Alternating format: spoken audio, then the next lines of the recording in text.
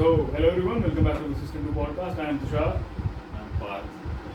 and today we are here back with another episode, and that we're recording after a 6 months hiatus, and so many events have taken place, but since you get fatigued out of constant involvement in the news cycle, so you take a break and decide to come back refreshed and start with some light topics, then maybe shift to the heavier ones. So today we're starting with the topic of energy dependence, broadly speaking, energy dependence, electric vehicle transition, and Something that we agreed on wouldn't be that controversial as this to begin with. yeah. So the Russo-Ukrainian, have they named it the Russo-Ukrainian war yet? The Ukraine war, whatever you might Yeah, call the Russian-Ukrainian conflict and it's and the resulting sanctions and the resulting rise in fuel prices. Yeah, oil prices. So it has resulted in cataclysmic effects for it's $7.5 in per gallon in USA, and I think it has crossed 100 here also. Yeah, it is. Is it cataclysmic for the economy or is it just bad? Depends on how much Poor you are. yeah, because how dependent are you on public transport versus how private transport? No, like if you are a lower middle class person, who has personal transportation, or let's say who uses a personal mode of transportation like a motorcycle or a scooter or something like that, or even if you do own a car, but you are in that strata, but you cannot a sudden increase in fuel prices definitely shakes up your budget. So I think the major impact is on those who, not on those who travel just 10, 20 or 30 kilometers per day, but on those who travel hundreds of kilometers, which mainly fuel prices resulting in the cost of products that operate on low margins, like milk prices. These basically increase in the cost of diesel, right? Diesel is basically your transportation fuel. Yeah. So if diesel prices increase, long distance transportation is heavily fruits, vegetables, everything, costs increase for all. And then, even production costs for food increases because if diesel is expensive, so is running a tractor. If running a tractor is expensive, so is the wheat, the rice, or whatever you get. So you mean to say that it should not be seen as that fuel prices will be affecting me, but rather the economy as a whole. That it will definitely affect you, but it won't just affect you at the pump. It's going to affect every not exactly in your fuel demand, but in the inflation in the other commodities. So that is happening, and even though and people will be noticing it. It's not and unless you are someone who is up there in the doesn't know what's happening in the world, drives a Mercedes, who can afford a Mercedes. There's two different things. There are two different people in India, types of rich people in India, I'd say. The one who own a Mercedes and the ones who afford a Mercedes. There's a distinction in that, right? If you can afford to run a luxury vehicle, that's a different thing. And when you're just buying one for the heck of it, right? That you just sold some land and you had a lot of money lying down and you're not financially responsible, so you just buy a Mercedes something. Yeah. So I think those things there's a distinction between what you can call rich in India. So if you're very super rich, doesn't care if milk costs $50 or $100. So you don't know anything about it, but somebody who does his or her budgeting wants around 4 lakhs, 5 lakhs per annum. It's a lot. That much increase in fuel prices means a huge chunk of their income, which they might be saving, might not be saving, or being used, or that portion of the income is being used at something else, fun or entertainment or something like that. It's just gone. It's being used for milk and other necessities. Yeah, and so the solution that is the problem is that it's not. It is the nature of the problem is not that which can be solved instantaneously. So so the major solution to the energy demand is the fuel oil dependence is shifting to electric vehicles. It's EVs, but there's one thing that I wanted to also delve into, right? Because I think when Manmohan Singh, Dr. Manmohan Singh was the Prime Minister, it was like around $120 a barrel, $130 a barrel, right? Yeah, it's $100 the first time. Yeah, 100, and then it increased to 120, 130, something like that. It was like that during the end of his prime, his tenure. So, and then still at that time, it was around what, 70 something, 72, 73 something petrol. It was way less than what it is today. No, the point is that it was around 50, I think. It was, yeah, by the end of it, like the maximum it reached was around 70, I remember. It was like the maximum it ever reached was 70. But the point is that value of a dollar to rupee of change has So, the only thing that I cannot, and see, the thing is, my only question here is that how is it possible that, when oil was that very much expensive, then it surely trickles down to the amount of tax that the government is, still taxing on the citizens. So is it that the government just started spending a lot of money on stuff? Maybe, I don't know, because of the COVID and everything, you will be, COVID and everything, you will be spending money like crazy and stuff. But is it that the government is spending a lot of money on stuff now? Obviously it is, but like, where is that money going? There's something that, keeps popping up in my mind, because it wasn't that expensive. Petrol, diesel wasn't that expensive back when Manmohan Singh was Prime Minister, and that was one of the major problems that this current Prime Minister had at that time. That, it's moved and moved, and why is petrol prices or fuel prices so high? And now that he's Prime Minister, and even when it was like what, $40-50 a barrel, the fuel prices never went down below 60. So it's something to think about, like why the fuck did this happen, or how the fuck did this happen. So I don't know, man. No, I'm not getting what are you trying to point out? What I'm trying to point out is what the government is doing with all that money. That's my question. If you charge, they are government is constantly increasing its budget. Yeah, but what are they using it at? Are you expanding Welfare is government? being nothing else. Yeah, you're expanding government, right? Yeah. And are they working? That my basic point Yeah, is like that's the point. that is a different conversation. No, that's why they are getting re-elected. They're a mix of digital technologies and basically the government is winning on its welfare. BJP government is winning on the basis of its performance on the welfare scheme. So talking to people in Uttar Pradesh,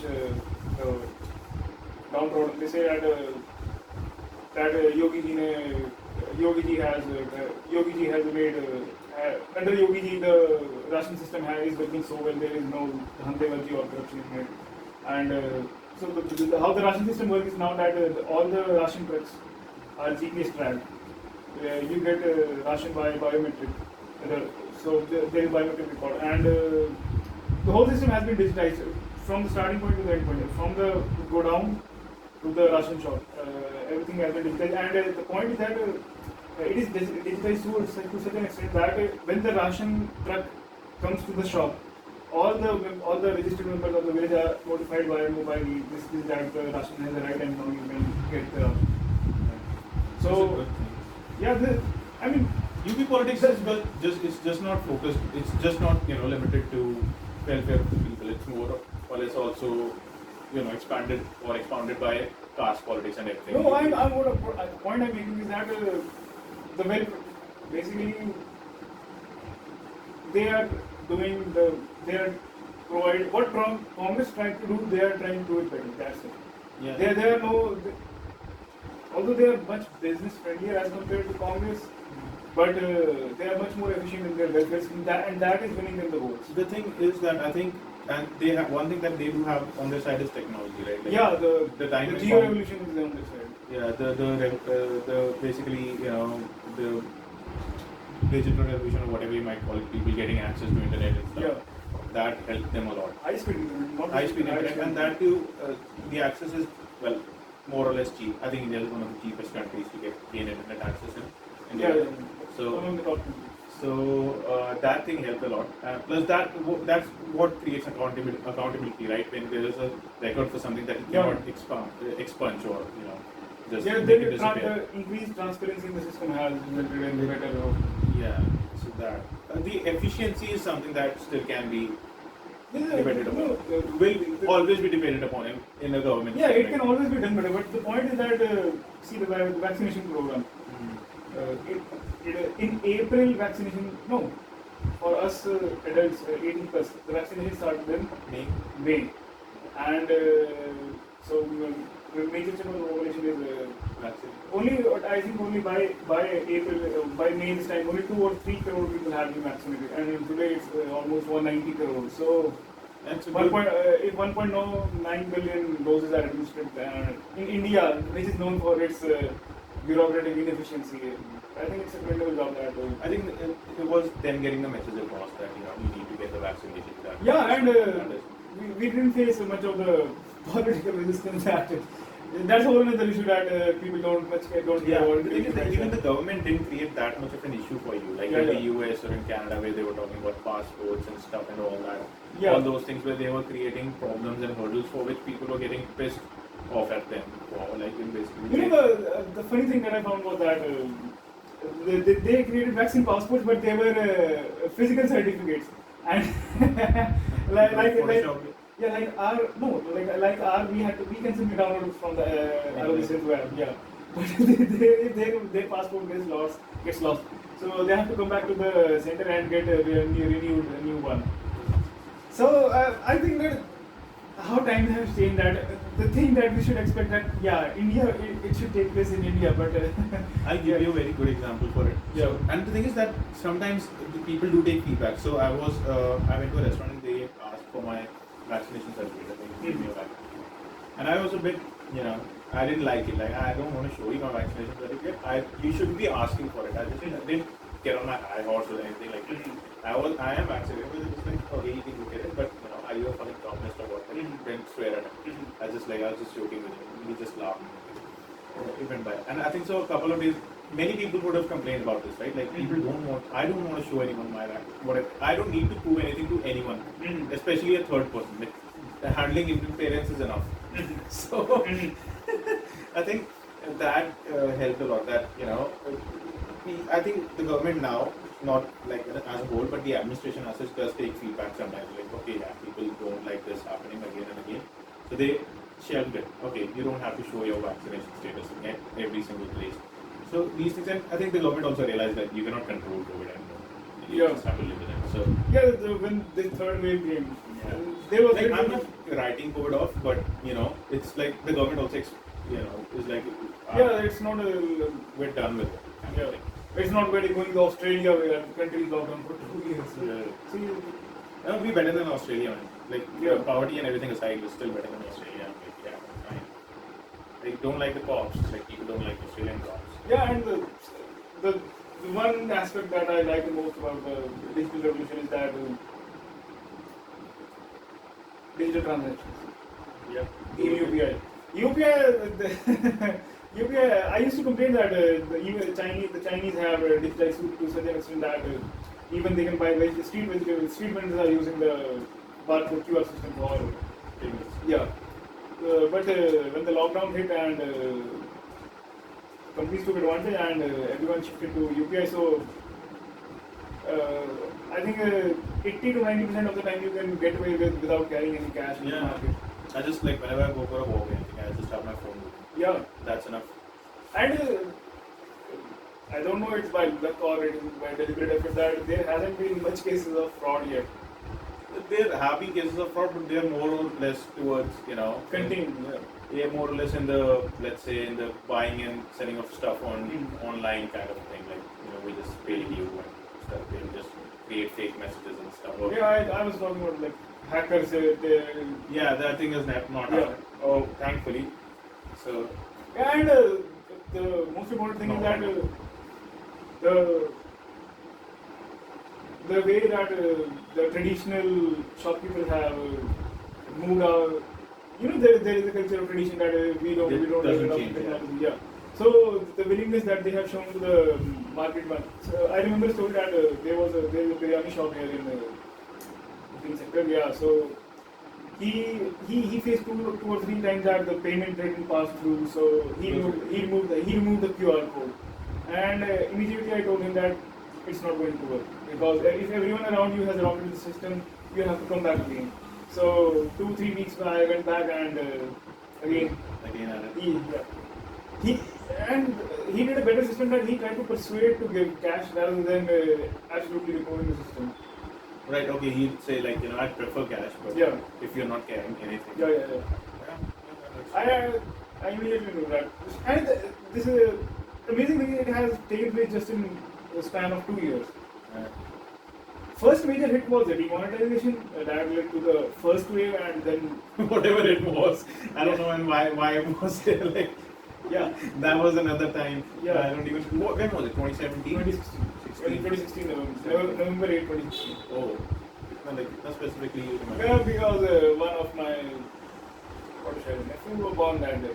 Okay. Okay. But 8 November 2016. Yeah. I didn't face that much of an issue with it, but like I know people that face huge problems with this thing. So so especially if you're poor, right, and you're taking all your salaries and everything in cash. So if you're a daily wage laborer, you're being paid in cash. And the thing was, person just got fucking paid the day before, like you just got paid by 5 p.m. Like I got paid, whatever you got, like 3,000 or whatever. And like, oh, what the fuck, like the next day.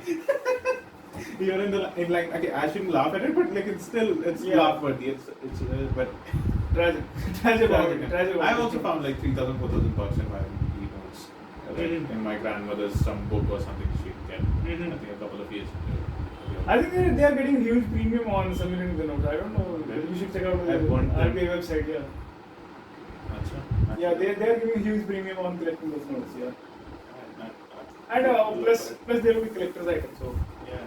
Right. But is it illegal? No, it's not illegal. It's not. I mean, you cannot use it in the In market, your- but yeah, right. it's not illegal. It doesn't have a legal tender value. Yeah. It still was a good note though. Like, Yeah, they shrunk the size of the note. Yeah, it looks like a. And also even reduce the thickness and the quality of it. Yeah. It's just like they brought bright colors to it. That's the Yeah. You see a fucking 2,000 rupee note anywhere now. No, I don't see anywhere. Anyway. Yeah, the denomination is so big that people just 1,000 rupee note still is acceptable. Like Yeah. 2,000 rupee note is something. They should have a 300 rupee note. you can experiment 250, 300, 500, whatever the denomination. Give me a 1,999 rupee note. Yeah, when the prices are in 99, so notes should also be in 99. Yeah, keep it. Yeah. Exactly. Good.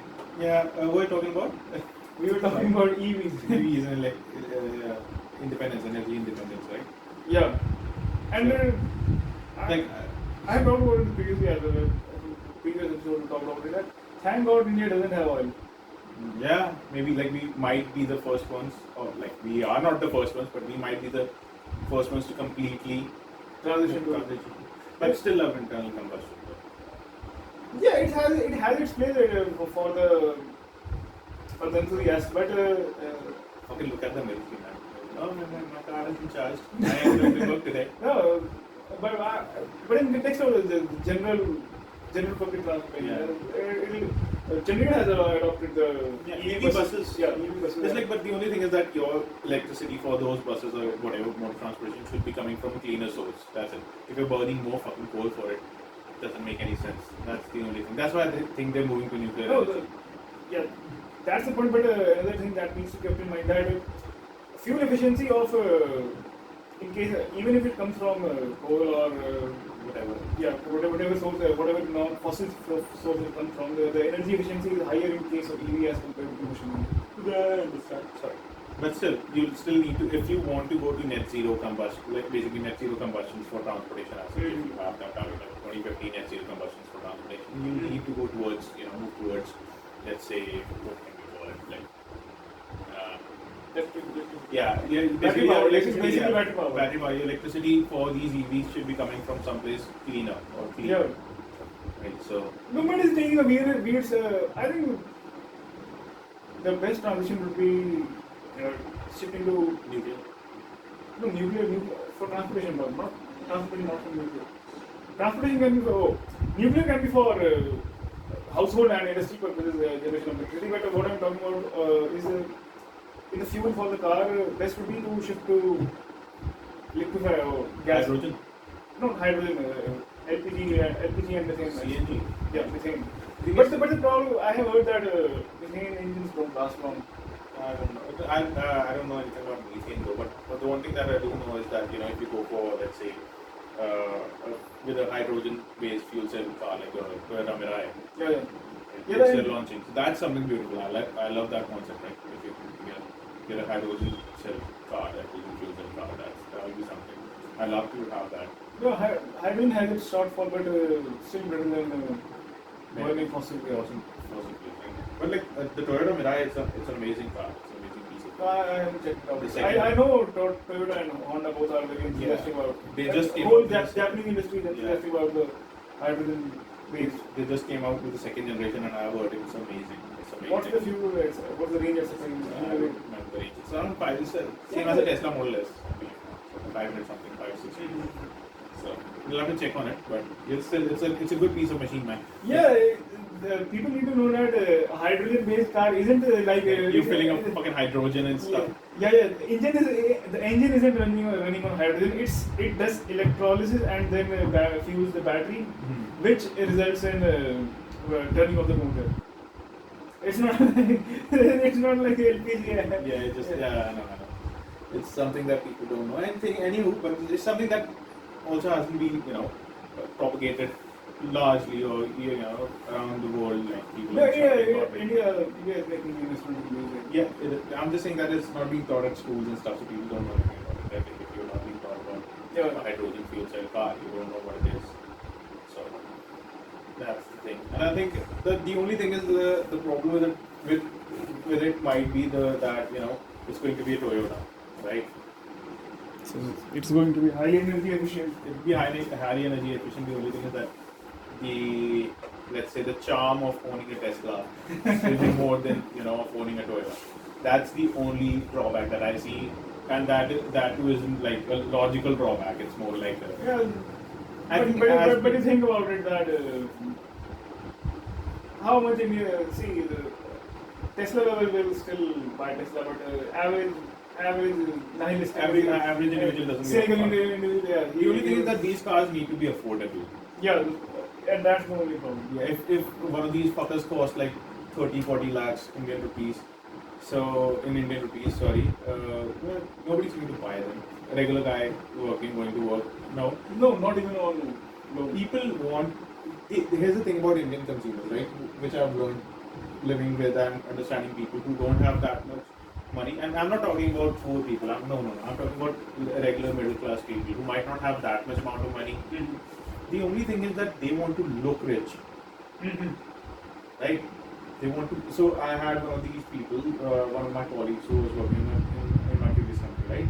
And he has never driven a car. He just wanted to buy a car. I'm like, okay, you know what? You've never driven a car. The sensible solution for you, and your salary isn't that much. So you cannot. I got your verse. It can summarize by why Nano didn't get the road.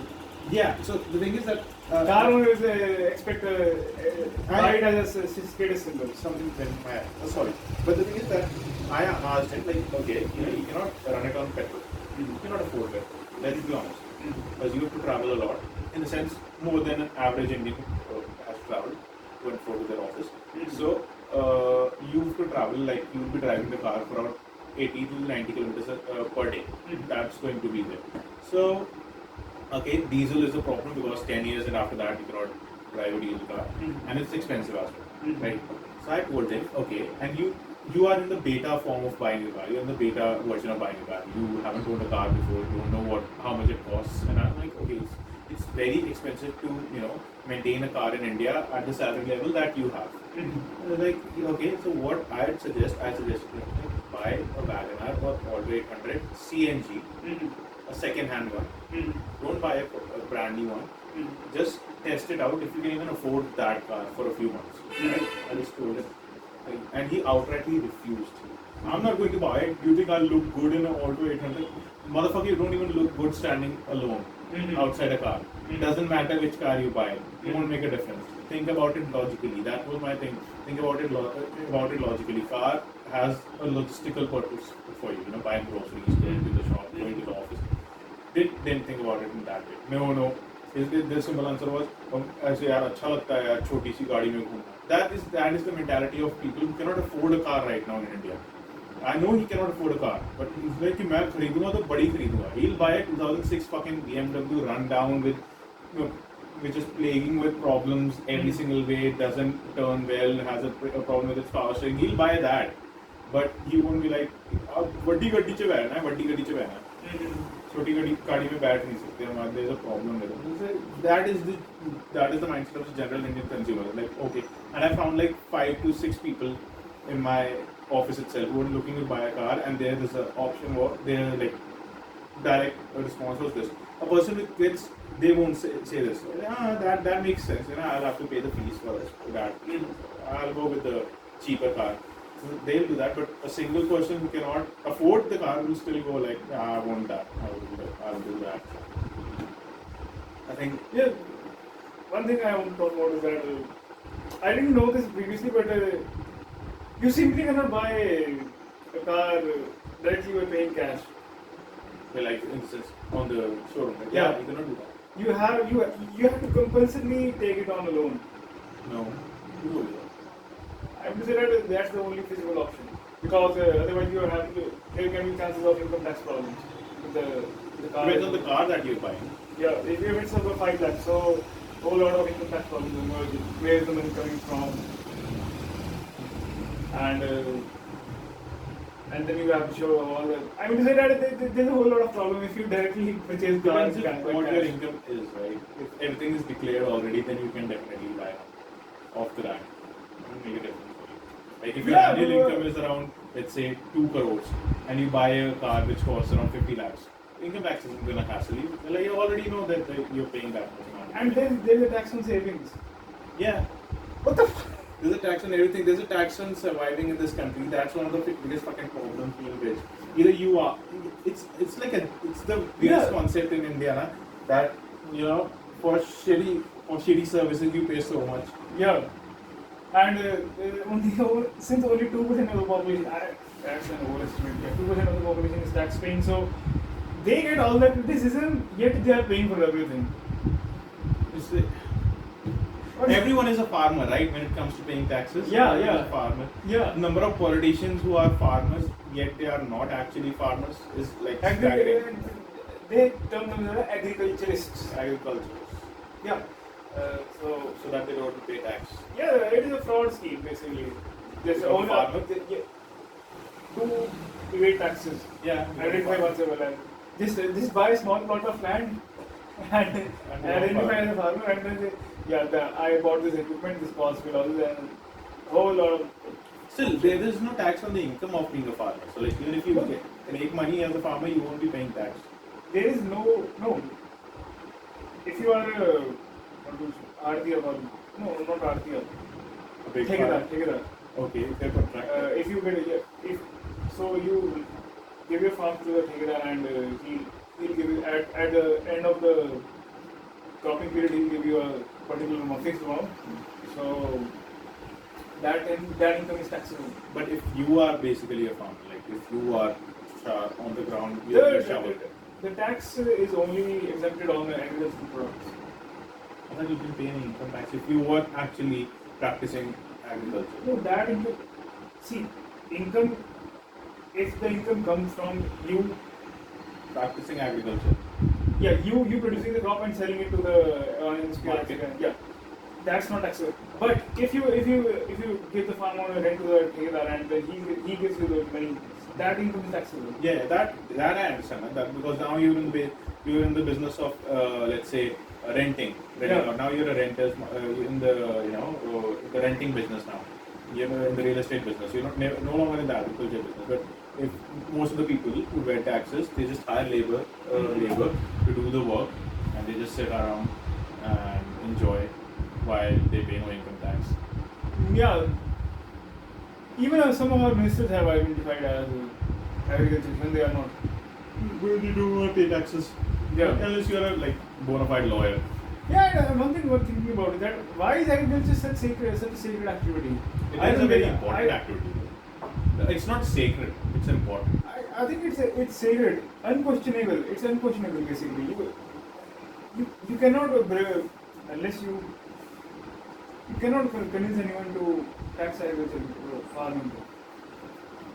You simply cannot win the argument. People do get taxed around the world, right? Yeah.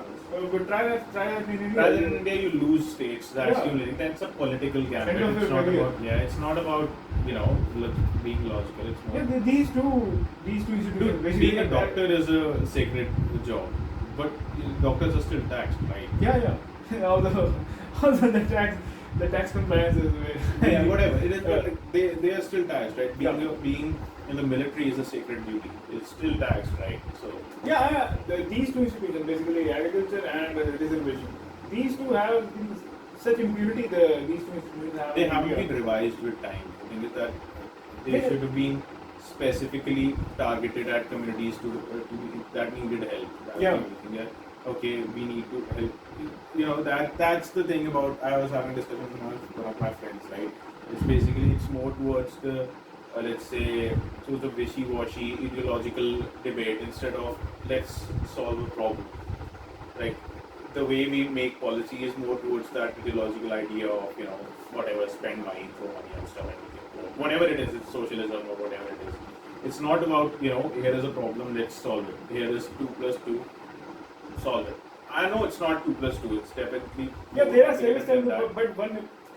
But- I mean, what I mean to say about that, there isn't even a question yet. Yeah. I would say before you do anything, there needs to be some political ground for it. Basically, people are talking about it, yeah, they're concerned about it. Then the legislature decides, yeah, this is the election talking point, and I will raise it. My problem isn't with reservation asset. My problem is with why it is not working for many communities. Why are they still downtrodden? We need to figure out that out and then target those, whatever it is, your reservation or whatever your schemes are, to target or make it structured in a package for these particular communities so that they can get those benefits if they're not getting them currently. That is my only issue. Why is it ineffective? My problem isn't that it is there. My problem is why the fuck is it ineffective? Why is it not helping more people? Because That is something for the government to find out and for the people to find out. Okay, the question isn't this part Sharma here isn't saying that it should be there. My problem is why is it not I think that effective? this is used to do. I just solve that thing, man. Go solve that problem. Why is that not effective? I think that you'll get nothing out of it. It's such a big question, no? It's simple free market logic that no, you simply cannot give handout privilege and not to one group and not expect the other group to be jealous of it and to be berating the other group for having privileges. One thing that I did get when I moved about from Chandigarh. The problem is I don't know what the society is. That's something like I don't like. I was talking to one of my friends and I don't like talking about this stuff because this stuff I love talking about EV and all those things because that is something different. That's interesting. I don't like talking about these things because this is such a deep stinking hole, right? Which does you will create arguments and you won't win because you don't have because there are so many moving parts for this entire thing is that you'll just give up and yeah, fuck this shit, I'm out. We'll just do that. He was asking me about this and I'm man, I've done this my entire life and now I'm so tired of this. I've started losing hair now. I'm not going to discuss these things anymore. That's what I told him. I was like, yeah. And the major problem is one who is not well versed with the history of affirmative action. It is hard to argue with him because see, India is not a unique in this situation that to have special treatment to certain groups. And same is the case in Malaysia, same is the case in Sri Lanka and African Americans in the United States. These three, if one makes a case study of these three communities, then you'll find the amazing parallels that are happening in India and why the system have failed there, and even tinkering with the system won't solve the problem. Isn't that what are you trying to achieve? That's the thing, right? What are you trying to achieve? If you're trying to change here's the thing with especially for what races in America, caste is in India, right? If you're not able to change people's mindset about other people, if people are still thinking about that with that lens of the 18th century about other people, then you cannot do anything about it. Whatever might come, whatever affirmative action, whatever you put into policy won't help. You need to attack that problem once. And that is something you do very carefully, in a very surgical way. I think that it's not none of the government business to let market forces take over. I think that I think I can make the case that government has worsened the problem by providing reservation. I just, no. Yeah. I think many people did get opportunities that they needed. Yeah, and then they jam the whole system. My only thing with this is that people that are really downtrodden because of their caste are really downtrodden because of their caste. Yeah, I mean, I'm not whitewashing that there is no caste discrimination. What I'm trying to say is that equal opportunity by legislation, no. By How should forced I say? legislation. Yeah, forced equal opportunity by giving special opportunity to someone who won't work. That's that's also like the case, right, for the cricket team and stuff, right? Yeah.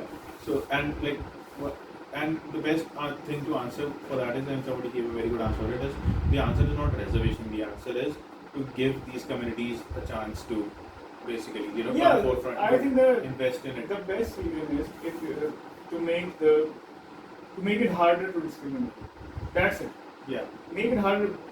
That the only solution is that improve the justice system, and as anyone faces injustice, that he has a redressal system that can address this problem, and it can make it tougher for other individuals to try it again. My only problem with this is, like, if you go to a village, right, in Maharashtra or whatever, or in Madhya Pradesh or whatever, there still is like, when we go to Punjab, a village in Punjab, I go to a village in Punjab, I haven't seen that much of a difference between any individual, right? Yeah, for me, the entire village is the same, like, kind of thing. When you get a vibe, go there, you get that vibe, right?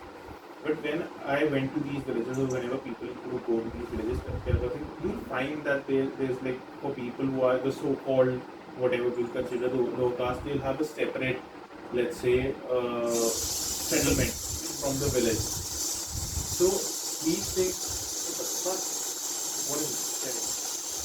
What are you? People should get their animal health. Anywho, the thing is that both are going to know you. That's the thing. Yeah, and go to the mechanic. Anywho, the thing is that these people are intrinsically not in the community, and that's a problem. And if we're not accepting of somebody's caste, then that's a problem. And that cannot be solved with reservation or whatever. It won't be solved unless people change their mindset as such. See, I take over from the point that said about what races in the United States that caste is in India.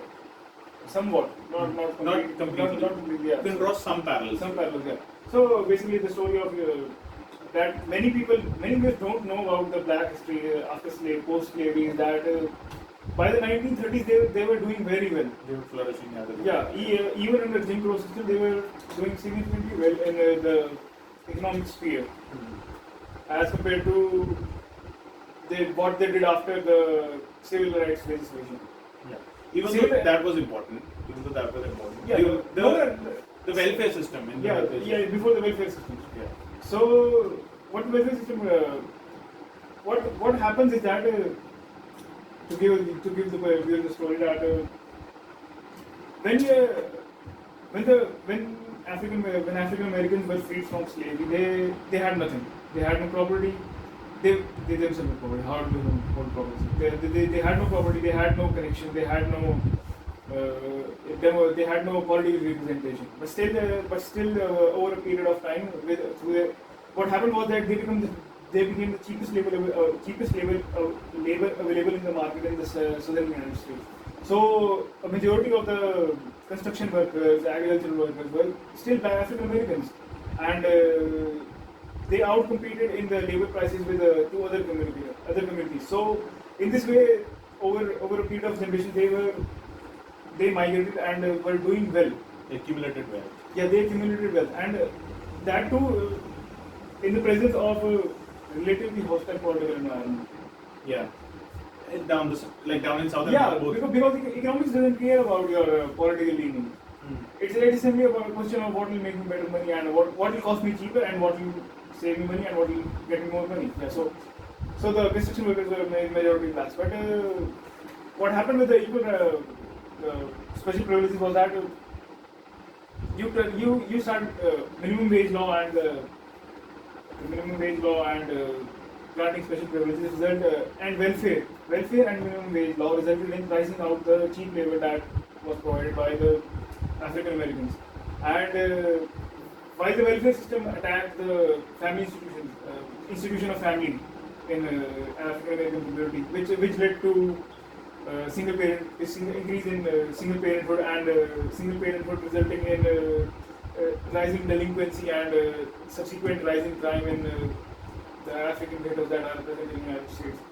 And minimum wage law resulted in organizations deciding that hiring cheap labor is simply unaffordable. So we can't they simply priced out the young African youth out of getting low-skilled employment opportunities. But So what I'm trying to say is that this is how good intentioned legislation like minimum wage and welfare and talking about the affirmative action in colleges.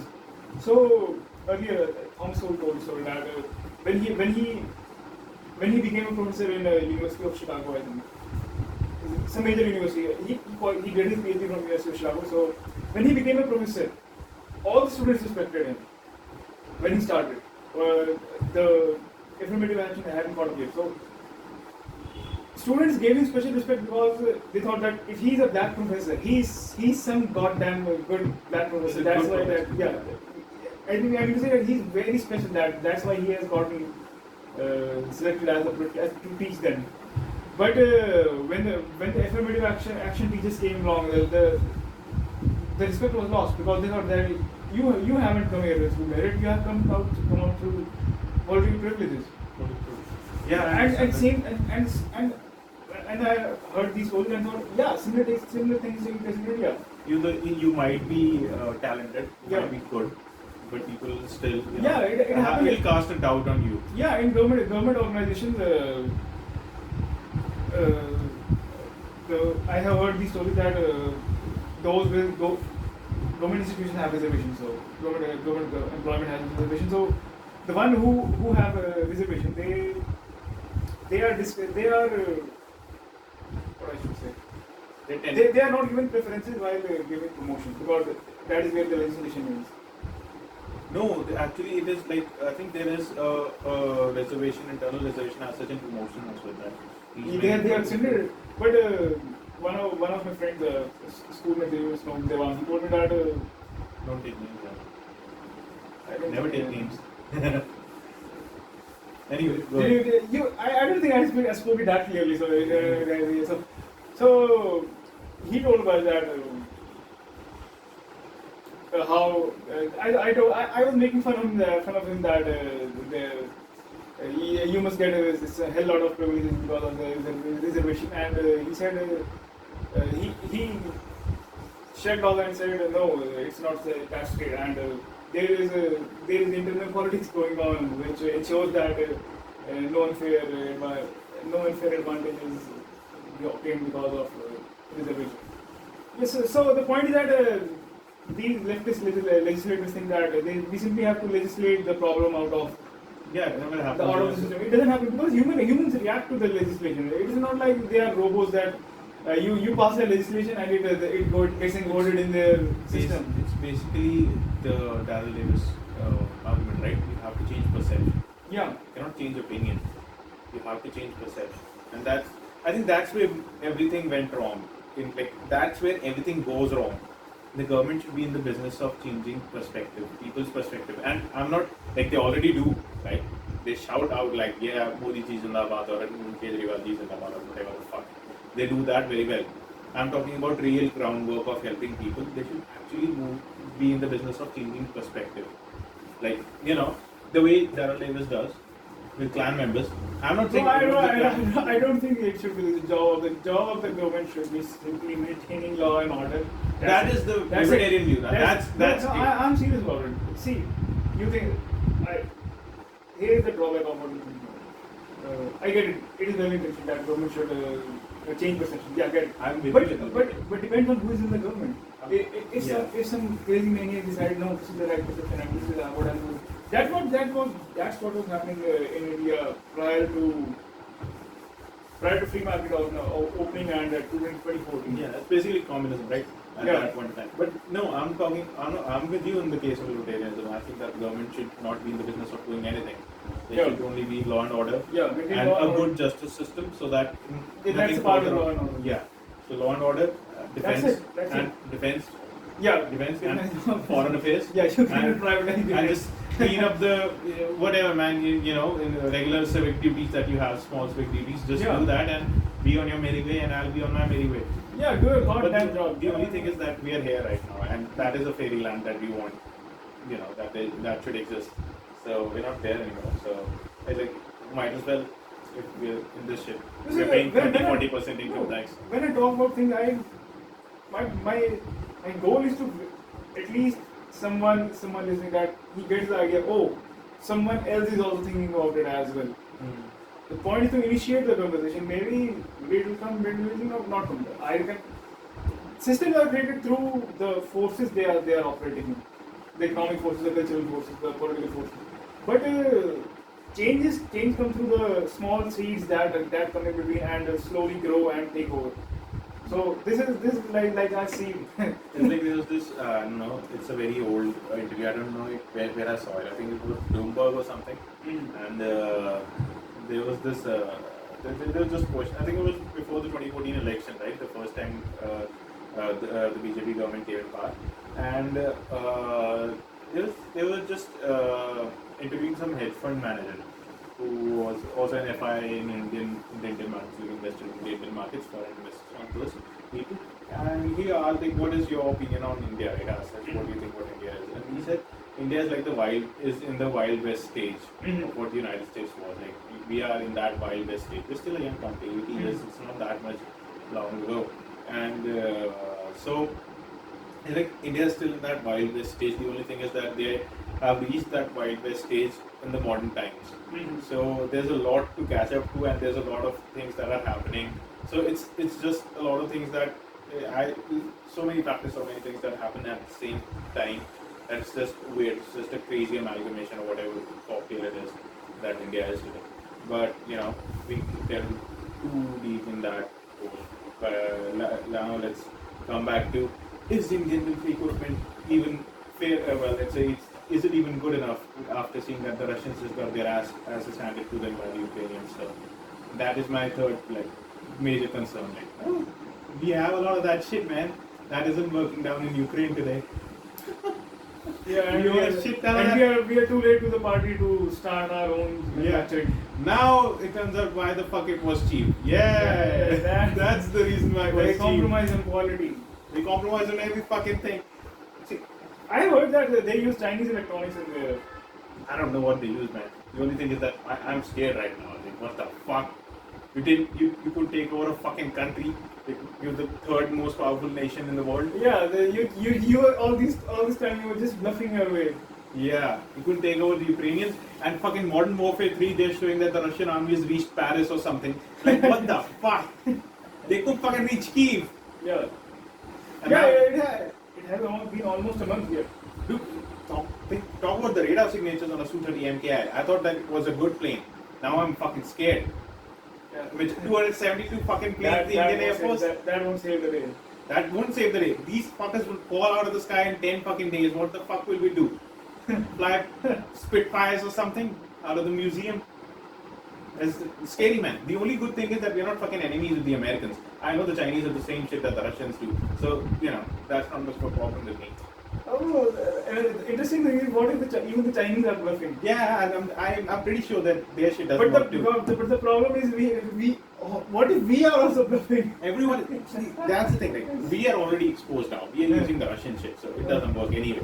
The only thing is that I'm hoping that the Chinese are bluffing too. That their shit doesn't work as well. That's my big hope that your shit doesn't work too. Your stealth fighter isn't that But stealthy. one thing I can say for sure, Pakistan is bluffing. Pakistan doesn't have shit, Pakistan man. is definitely bluffing. Dude, missile entered their territory and They didn't even know about it. Yeah, and Somebody they were, reported to the police there. yeah, and they were just hoping that hope it doesn't carry any It's explosive allowed. material. Yeah. And the problem is that we also fucked up in our one. There's just they say that a group captain is responsible. Preliminary reports show that the group captain is responsible for the whatever the fuck, man. It shouldn't have gone there, and it's something because it still has technology that you wouldn't want Pakistanis to have. So and then it should have self-destruct fucking button at least. Blow it up or something. I think our best bet is Israel. United States will also always be a diplomatic power. It has its own agenda, but I think Israel will cooperate. I think the only thing is that tank warfare has now been debunked. It's a thing of the past. It's no longer important anymore. That's what the Ukrainian army taught me. Only If you have effective, if you have effective anti-tank weapons, everything is done for. And the problem with India is we don't have effective anti-tank weapons. We don't have effective anti-tank weapons. We don't have the javelin. We don't have the NLAW, which is the European version of the javelin. Yeah, we don't have the spike missiles. They have memes that tractors, Ukrainian tractors are. Dude, the Russian army, they were so. I don't know, man, who the fuck these people were. This isn't the Russian army that was there in 1945 or even in the Cold War when they were not being even fed like properly. They were not even being given food properly. They were still a force to reckon with. I don't know what the hell they are doing right now. I don't understand this. You're not able to take over. Like you have this huge navy and you cannot take over. I think one thing that I do think what the Ukrainians did very intelligently was they knew that because Ukraine is basically plains, right? Basically plains. Yeah. So they knew that in an open tank battle or whatever, in a blitzkrieg kind of situation, they'll fucking lose. They focused on, let's say, collecting or concentrating their forces in the urban centers. Like we'll hold these hunker down in these urban centers. We'll keep our tanks and whatever safe. And you will hunker down in these urban centers because these are the main fighting points. This is where they need to make an impact. Even if you take over the entire country, but you cannot choke out these urban centers. You don't have control of the country, right? So you want to watch. The Russians want to watch tanks roll down in downtown Kiev. The Russian tanks roll down downtown Kiev. If you cannot do that, you haven't practically won the war. So I think that's what they did good. They saved their assets for another day, and now they are fighting the Russians in this way that they cannot even afford to, blitzkrieg through a fucking city or something. The only way you can do that is how the Russians or how the Germans used to do in World War II, like blow everything to shit and then move in. I think props to them, man. They really did good against the Russians in this situation. But the only thing is like, why were you so badly trained?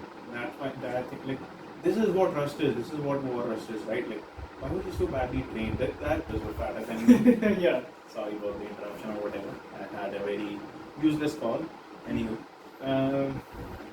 Yeah, so man, like you're not well trained, and I'm not no person to judge, right? I'm not fighting that war, but still, like if you look at let's say an effective soldier or a troop, like a troop deployment, it didn't look like an effective troop. It was like it's a shit show. Like, let's be honest, it's a shit show. And I don't know what the Russians are doing, and they've embarrassed themselves, man. They've embarrassed themselves. And the Chinese, by God, I'm telling you, the Chinese are praying that they do not get into a conflict. They're praying that they don't. Yeah. And I'm not saying that Ukrainians are anything. Like I think every single modern army today is like scared shitless. Like, oh my, what the fuck? Yeah. Like if we are embarrassed like this, think about it. The Chinese try to invade Taiwan and get the shit kicked out of them in Taiwan. If that happens, then it'll be very embarrassing for you. So I think everybody is looking at their options right now. Okay, can we solve this without blowing some shit up? And can we do that?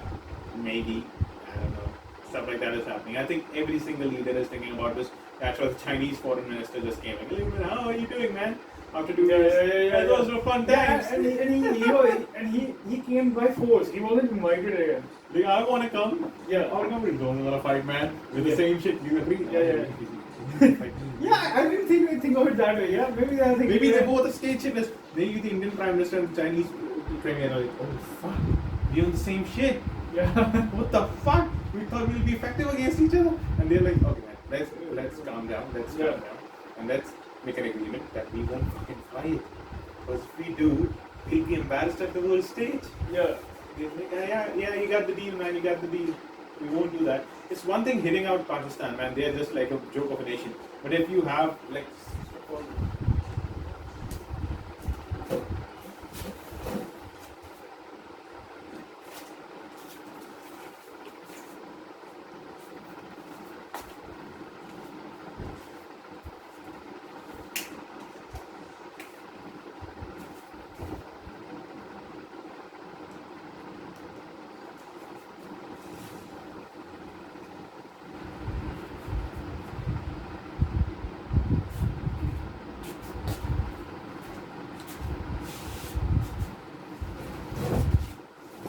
Video लग रही है आप भी कल तो edit कर दूंगी video edit करना आसान है ऑडियो मुश्किल है ऑडियो तो पूरी सुननी पड़ता है मुझे देख सकते हो चल चलो Pakistan Yeah, like we won't be discussing Pakistan and extent for the entire program. But the thing is that Pakistan is too. like, It's a joke, yeah. Yeah, but just leave it aside. The only thing is, you know, this is dollar to Pakistan will be right now that 180 or 190. we're not discussing. What I'm trying to say is that we're not discussing it. It's a waste of time. The only thing is that this is my conspiracy theory. That what if both of them came like, okay, are we like in a binding agreement that we won't fight? Yeah. Until unless we make everything like French and American and like, until unless we make shit up too. We're like, okay, fine, it's fine. Yeah, we'll do that. Dude, I know one simple thing. I think a week ago, 2 weeks ago, because we are also going to order around 114 or something in the MMRCA to contract, right? We're going to be buying new planes, right? Fighter planes. And like, there's a huge chatter of like, okay, we're going to buy the F-15. We're going to buy the F-15. The Sukhoi 35, the MiG-35, they're not even in the conversation of, coming close to a contract with India. Even though they're like, so like a Rafale costs around $80-90 million a pop. And a Sukhoi or something, they cost around 40 to 50. It's very cheap. It's like almost half the price. And still, they're not even in the conversation of, okay, we might buy this. Not even the conversation, like, okay. So, I think everybody is woken up to, like, okay, we need to buy new shit. We need to buy new stuff. And they're like, okay, what do you look at? Let's buy the F-15. I think India will buy the F-15. I'm thinking about it. I'm very positive about it. Because the Rafale is quite expensive. F-15 is, I think, a bit less expensive than the Rafale. And, the Americans are happy because we bought shit from them. And I think India should be looking at their carrier fleet as well now. Like Vikramaditya, you have MiG-29Ks, you don't even have fucking Su-33s. So think about changing that as well, maybe. It is also a lesson for the military strategists and students that it's not just that you have basic equipment will do the job. No, basic equipment won't do the job. They are strategists who think that buy the Chinese helicopter, even they can work, they can do the job. You just need a flying machine around. No, that's not how things work. Yeah. Dude, the only thing is that we need to, make shit quite fast now. Yeah. It needs to be fast tracked. And things are changing. Yeah, tech supremacy matters. Things are changing for the better, and I'm happy about that. The AMCA project, that's the 5th and 5.5 generation fighter aircraft of the Indian Air Force that DHL is developing now. And they are like, okay, 2024, 23, we have the target of a prototype type flying, and by 2030, serial production starts for the plane, and that's a good thing. And okay, at least we're moving at a faster pace than we were before. But it's like, okay, we need to pat down the Russian equipment now. Like, our entire helicopter fleet is Russian. Mi-17 V5s. Okay, we need a new alternative now. It's high time. We need to change that shit. So find something else and start inducting it into the military. Chinook was a good induction, but we need to find new stuff now, and we need to do that right now because we know that is ineffective. We've seen the Russian equipment being ineffective, by a huge margin now.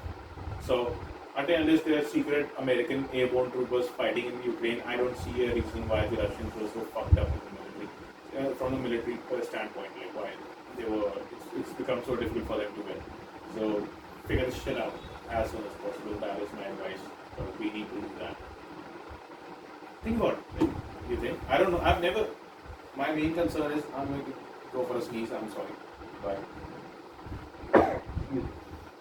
my main concern is, can you I don't know anything about aircraft carriers that much, but can you change the entire aircraft fleet? Like if you're okay, we don't want MiG-29s now. Can you? I have concern that it's a tech based concern that see the it's not like the ship the weapons or the carriers or anything, any equipment. It's basically connected through, I mean, software component and the information exchange component is not basically Internet of Things mobile. And these components are hackable. Yeah. These components are hackable, and hackable as well as unilaterally they can be controlled by one side. So what I'm trying to point out is that there can be sneaky ways in which the company, the party that you are buying from, has overwhelming control over it. So what I'm trying to say is that what if the United States, we buy weapons from the United States, weapons and ships and fighters from the You United never buy States. ships from the US. You should never buy ships. I would say anything you buy from the United States, it comes with a high-tech ICT, information communication technology equipment. Yeah.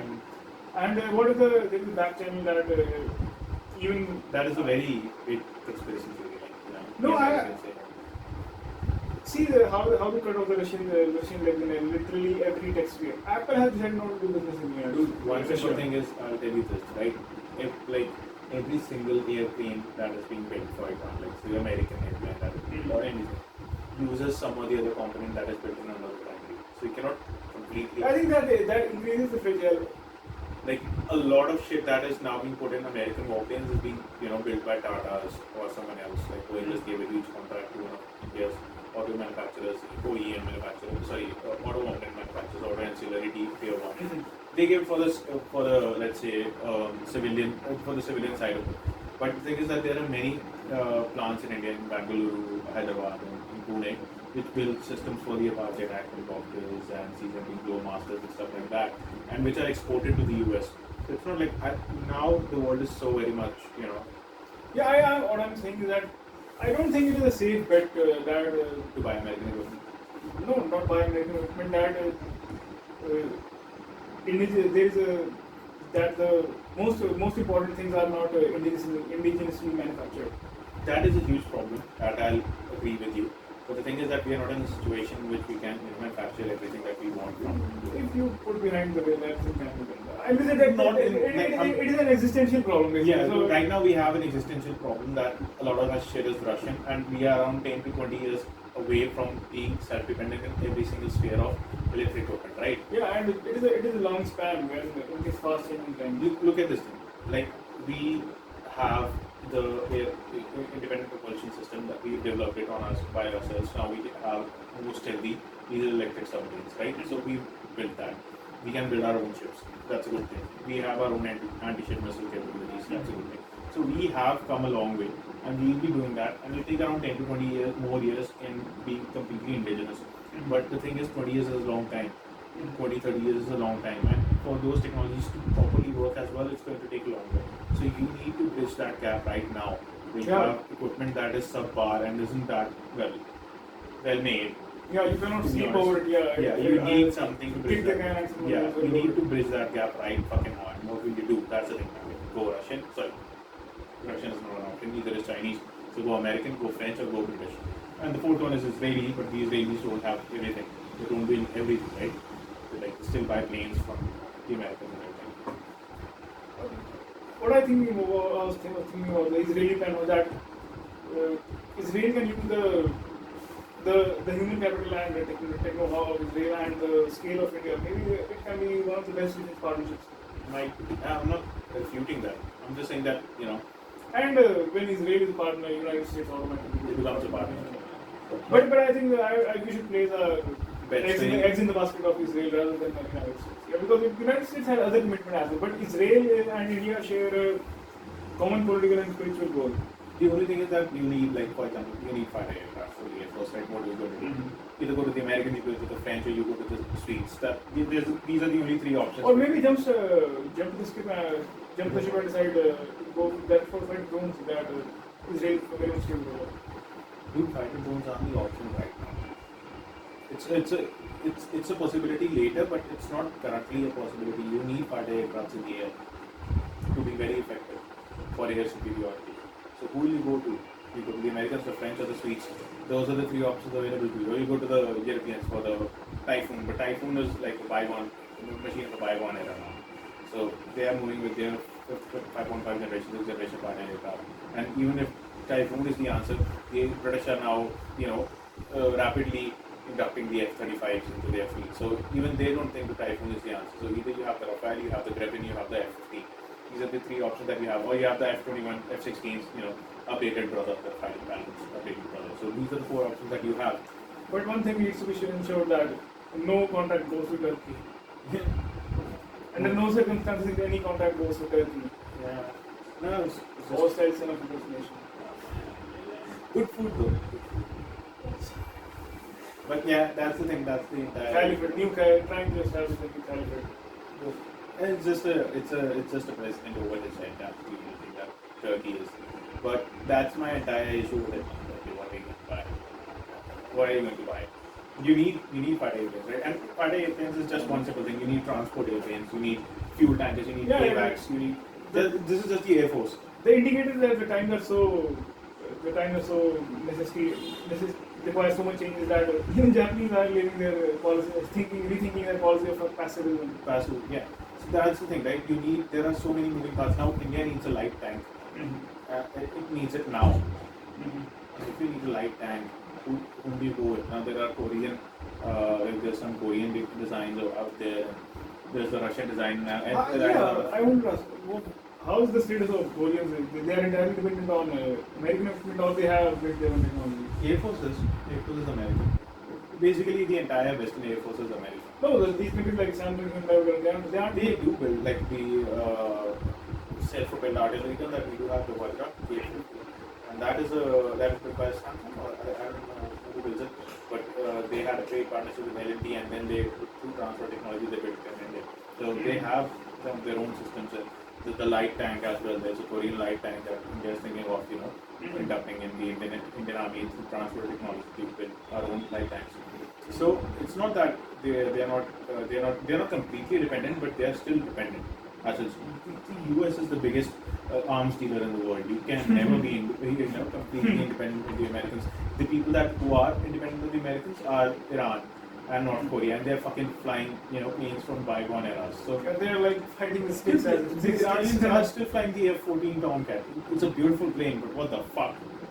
Still, so the Iranian military sometimes it's so funny, man. The North Koreans and the Iranians, their military looks like Minion army or something. What the hell?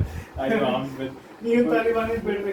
Taliban is better equipped than Iran, but that's the thing. So you can never be completely independent from the US unless if you're buying Russian, then you are. But would you want to buy Russian now? No, man. Let's show that it's failed. Yeah. It's like I think twice before buying vodka. I don't, but still, if I had to, I'll go with something American instead. American vodka. Yeah. American vodka. Truly American. Yes. Made in Cuba. Or maybe American vodka made in Ireland. Made in Tennessee or something.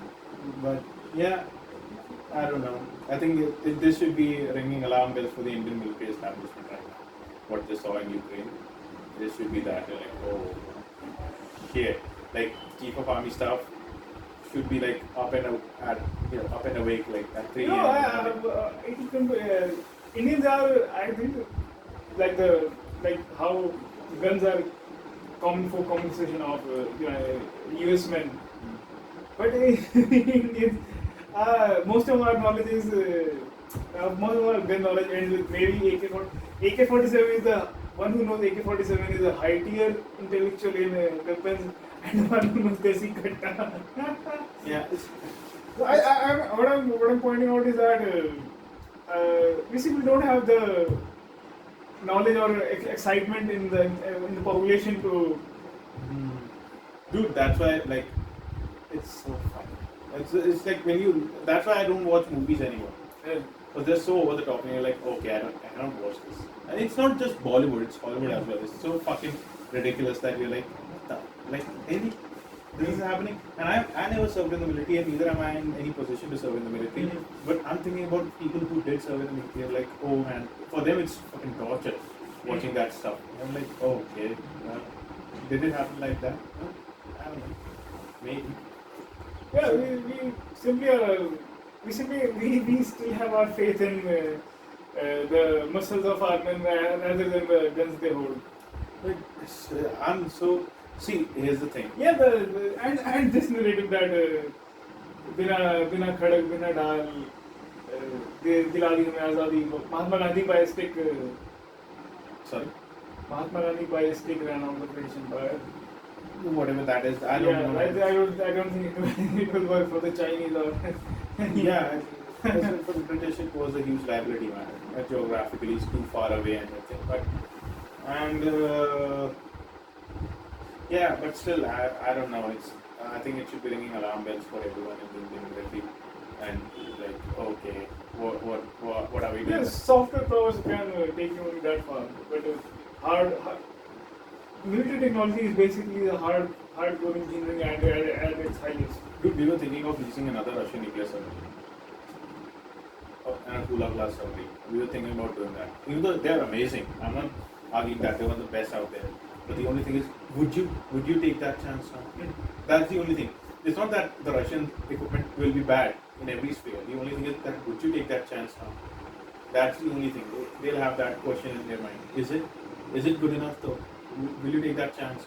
That's the only thing. The people lost faith in the Black Hawk helicopter when it fell in Mogadishu twice so fast, and it's like, oh wow. So for the Russians, this is irreparable. They'll have to fucking send one of their planes to the moon to make up for the shit. So the PR make up for this shit. So yeah, tractors are more effective than your tanks. Like they are. That was a logistical issue. The fuel never reached these people. That's the problem, right? This entire plan was fugazi. It was from beginning to end. Like they didn't have food, they didn't have fuel, they had nothing, and the Russian soldiers didn't know that they were about to go to a war. Like half of they were thinking it was just a small training exercise or something. Towing excursion, and then we'll be back. We'll be back. Like literally, you're doing that. This shows that. I was thinking that the way the Putin was proclaiming the war, I thought that maybe he planned to end it in 3 days or 3-4 days. I thought it was going to be a Bangladesh or something like. Indo Pak War 71. Like I really thought it was going to be that, and it didn't pan out. You cut them off. It's day 28, I think. Yeah, and you surrounded them from 3 fucking sides. You couldn't do it. It's like it has been a huge drag out. I think that most of the action took place in the first 3-4 days, and then it has mostly been a drag out since then.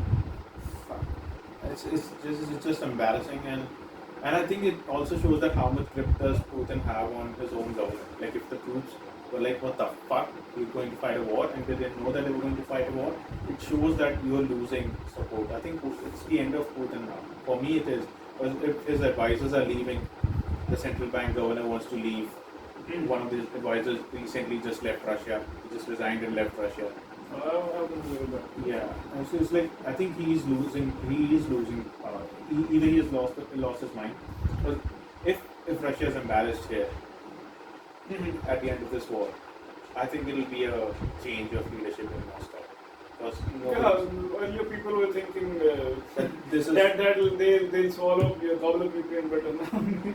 The tide will turn, and one thing that I do know is that most of the Russians don't like this war. But even if you are a staunch Putin supporter, you're actually not a Putin supporter, because what Putin showed to the people was a strong Russia, right?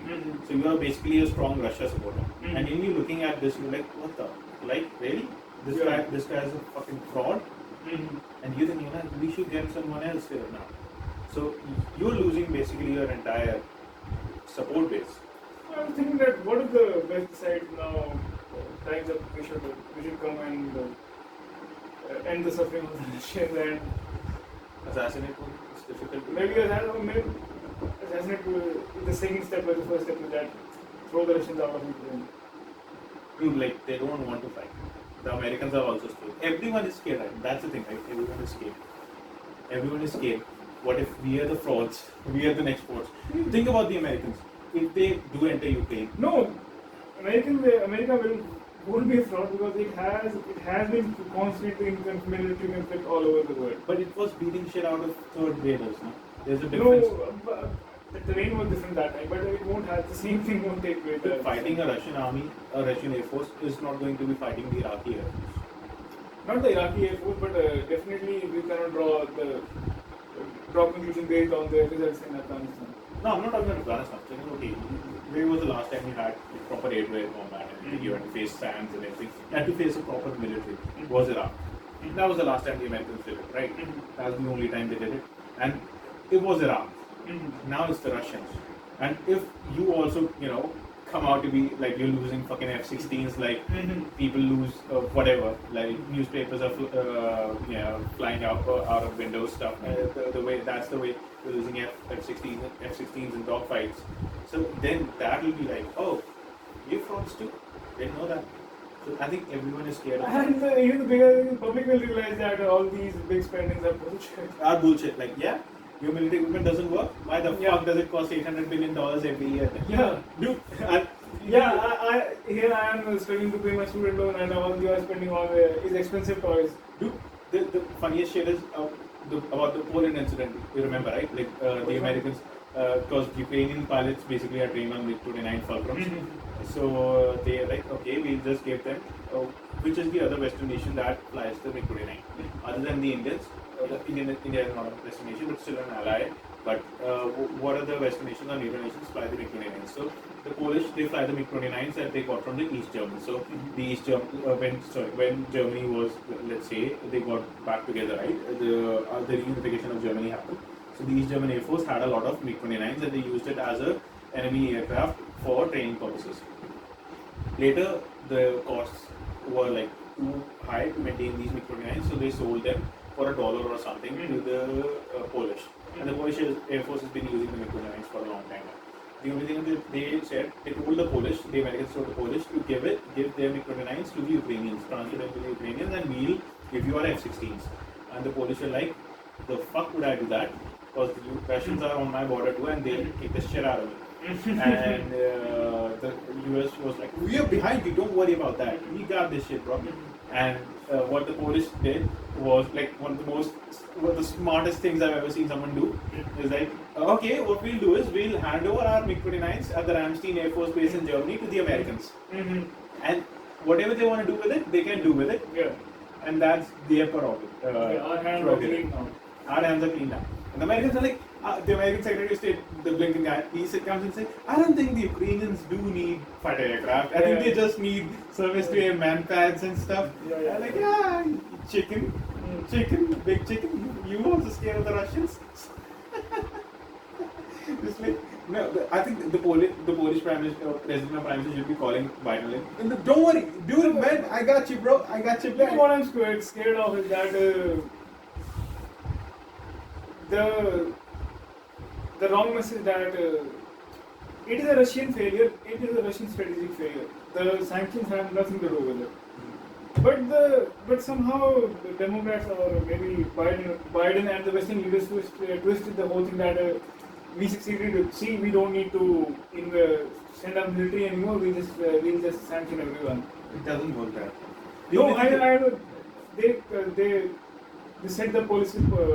The political messaging in this way that only we don't need to send the same military anymore. We just sanction our way to the mainstream media control to the negotiation table. The only thing is that and I think at the end of the day it just came out like okay, it was all about Ukraine joining NATO. Yeah. Right. And here is the fault of Zelensky. That you were so adamant for Ukraine to join NATO that this could have been avoided. This could have been avoided if you would have said, and now he's on the line of like, okay, we won't join NATO. That's what they wanted. That's what they want. And people are like, oh, but Latvia is also on the Russian border and it is a NATO state. Dude, it's not so close to Moscow. Yeah. That's what the Russians are afraid of. Ukraine is quite close to their major cities. That's what they are afraid of. If Ukraine goes to NATO, it's like fucking 1943 again, and it's Operation Barbarossa, and you cannot fucking get Stalin from somewhere now. He's already dead. So that's what they were afraid of. That's what they were trying to do with the Ukrainian territories, okay, they are independent now. They were trying to create that buffer zone. They need that buffer zone to feel safe. You're taking that safe place away from them, and that's what happened. Now this is on you. Zelensky should have been very careful with his words. Yeah, but then, but the propaganda media will somehow twist the entire thing, blame it on Russia, and make the heroes of the weakling Western leaders who they decided that no, the military effort is not worth it. And I think that a whole lot of wrong attribution of causes will take place. I'll tell you one simple thing. If the American military was present or the NATO military elements were present in Ukraine, Russia would have never attacked. Yeah. You know why? Because Putin thought that this is the Ukrainian military, will take over them in a couple of days. But if there were NATO elements over there, you were like, oh, fuck. Should we do this or should we not? Yeah. That would have been a possibility. That would have been a possible thought in their head. Like, okay. Yeah, he would have sent straight into the negotiation table. Yeah, so. Okay, we don't want this. We want. Let's de-escalate. Yeah, And they never did that. They should have done that. But no one will talk about it, and whole lot of leaders will get the wrong message that this is the new way to win a war. It won't work. Sanction China all you want. You still need their. Yeah, Trump tried his best. Still, he wasn't able to. But he didn't break the will of the Chinese. Yeah, obviously. But here's the thing: China itself is a sustainable economy, right? So that's going up out. So Yeah, military strategists also shouldn't get any wrong ideas that this is the end of warfare and no. Yeah. No, it's the warfare, the way. Also the political leaders shouldn't get the message that globalization is just a scam of the United States to ensure that it can do the next economic warfare instead of military warfare. I think the anti-globalists will get the message that see, this is what happens when you enter the global markets. The only thing is that I think this is really a signal of how warfare has changed. Basically, that there always was let's say an advantage to the defender. The defender always had the advantage in a war fighting situation or scenario. Because you basically, as an invader or as a person on offense, you are invading, right? You are on the move.